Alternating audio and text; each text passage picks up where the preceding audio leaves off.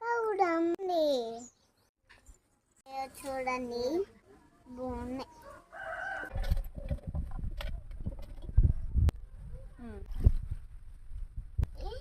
Curry తీసుకొని తినాలి.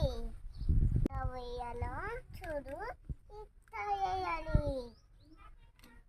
వేయాలి ఇట్లా కాపినాక